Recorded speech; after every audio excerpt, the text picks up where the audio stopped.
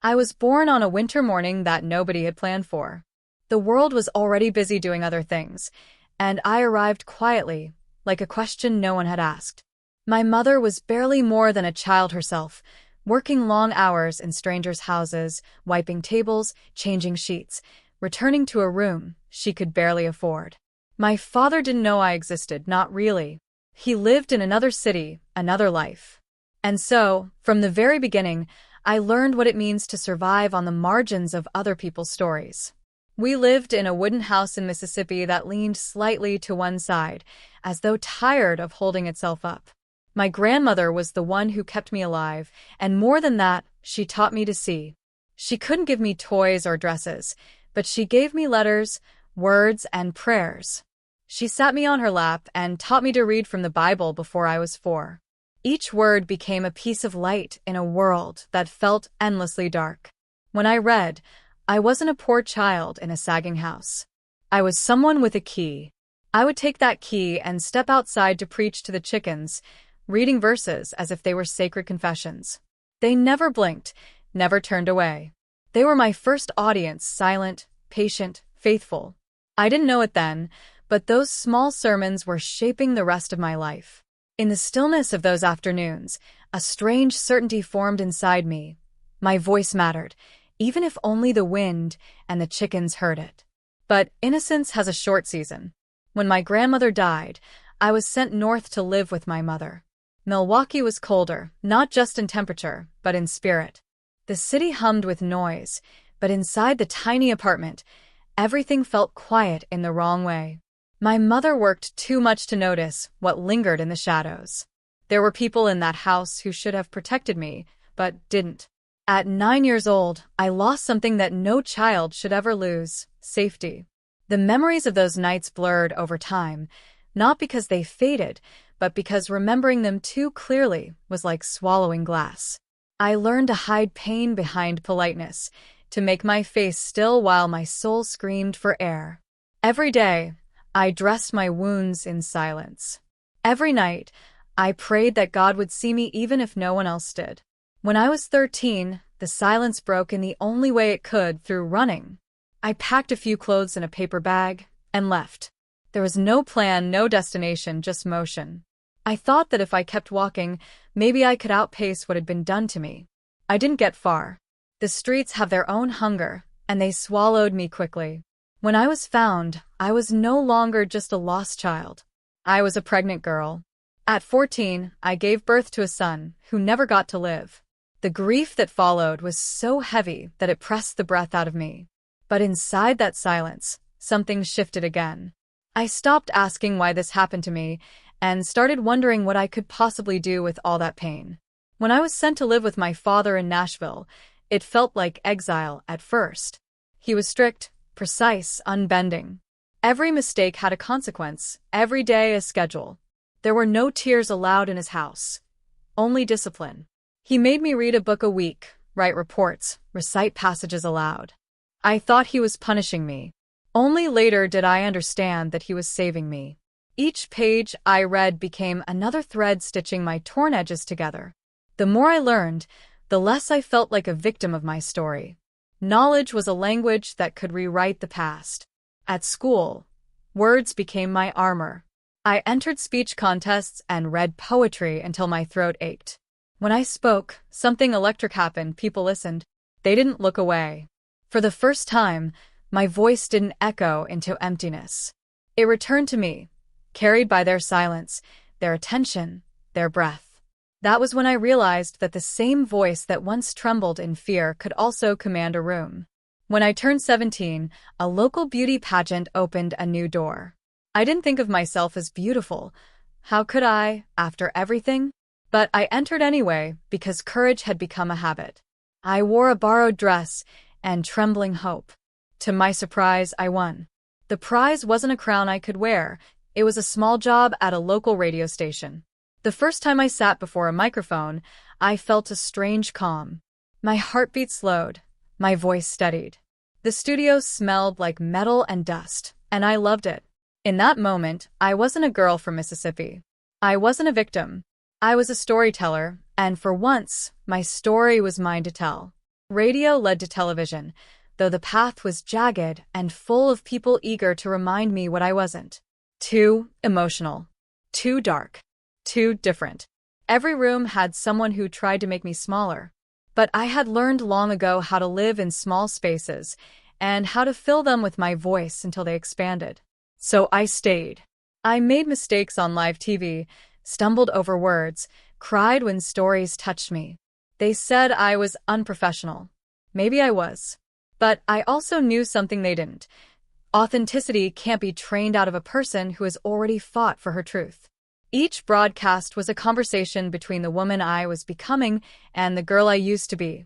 The girl who hid in silence, and the woman who now stood in front of cameras, letting the world see her without disguise.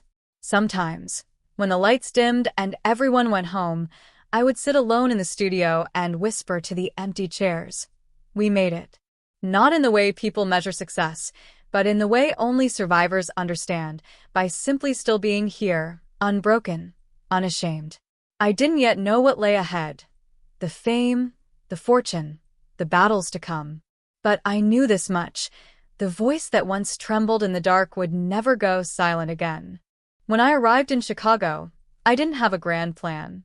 I had a suitcase, a few dresses, and a determination that came from somewhere beyond reason. The city was gray that day, but inside me burned a light that refused to dim. I'd been hired to host a small morning talk show that nobody expected to succeed. The ratings were low, the audience uninterested.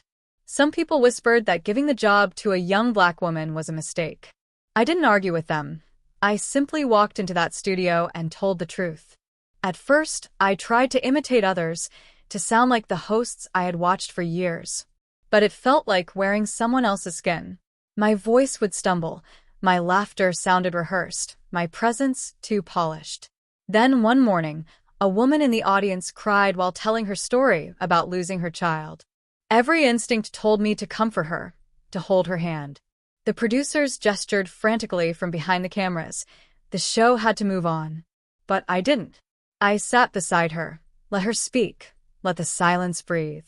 And for the first time, something real happened on that set. That day changed everything. People didn't want perfection.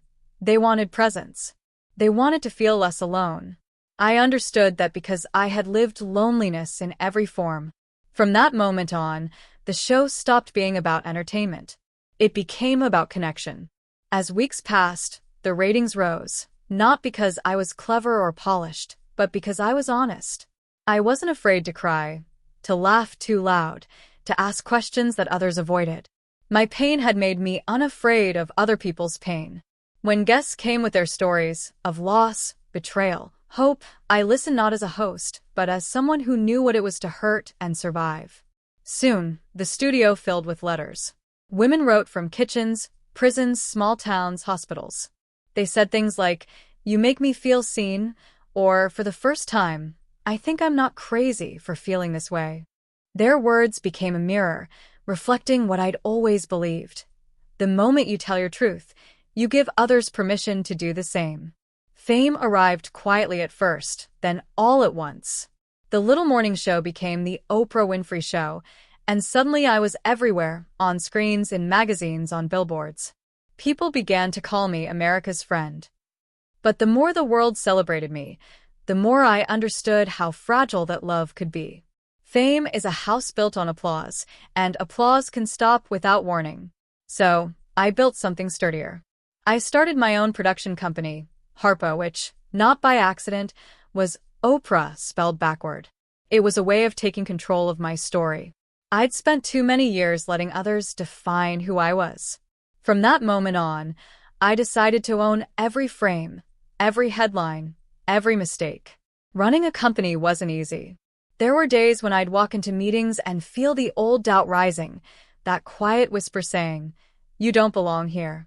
But then I'd remember the little girl from Mississippi, reading to the chickens. She had no reason to believe the world would ever listen to her, and yet she spoke anyway. If she could do that, I could sit at any table. The more I grew, the more I wanted others to grow with me. On my show, I invited authors, healers, teachers, anyone who could help people see life differently. We talked about forgiveness, self-worth, gratitude. People mocked it at first. They said I'd gone soft. But I wasn't preaching optimism. I was preaching survival. I knew what it meant to live through darkness and still choose light. Behind the scenes, I faced battles no one saw. The long hours, the loneliness that comes with being known by everyone but truly understood by few. There were betrayals, losses, and moments when I wanted to disappear from it all. Yet every challenge reminded me of one truth. Strength isn't born in applause, but in silence, in those late nights when you question if any of it matters and still decide to keep going. As the years passed, the show became more than television. It became a movement. I started schools for girls in Africa, open spaces for learning and healing. I met women whose eyes carried the same hunger I once had, the hunger to be seen, to be believed, to matter. Each of them reminded me that my success was never just mine. It was a bridge built from every pain I had survived. There's a moment that stays with me. I was standing backstage, minutes before stepping out to deliver a speech that millions would watch. I closed my eyes and thought of the road that led me there, the dirt path in Mississippi, the tiny apartment in Milwaukee, the empty crib of my son, the radio booth where I first found my voice. All of it converged into a single thought. Nothing was wasted. Every wound had turned into wisdom. Every loss had cleared space for something sacred. When I walked onto that stage, I didn't feel like a celebrity. I felt like a vessel, carrying the stories of women who had been told to stay quiet. I looked into the audience and saw faces shining with tears, with pride, with hope. I spoke not as someone who had conquered, but as someone who had endured. Speaking your truth, I said, is the most powerful tool we all have. And I meant it, because I had learned that silence protects no one. Now, years later, when people ask what success feels like, I tell them it feels like peace. Not the loud kind, not the one wrapped in trophies or headlines, but the quiet peace that comes when you can sit alone in a room and be proud of the person you've become. Sometimes I still think of that little girl, the one who used to stand barefoot in a dusty yard, talking to chickens. She had no idea the world would one day listen. She just spoke because her soul demanded it. And in many ways, I'm still her. Still speaking, still learning, still choosing to turn pain into purpose. The world may remember my show, my interviews, my empire. But I remember something else, the silence that once defined me, and the moment I decided it never would again. Every time a woman finds her voice, the world shifts a little. The air changes. The ground moves. And maybe that's what I was always meant to do, to remind others that no matter where you start, your story has power. You don't have to scream. You don't have to prove. You just have to speak, and mean it. Because somewhere, someone needs to hear it.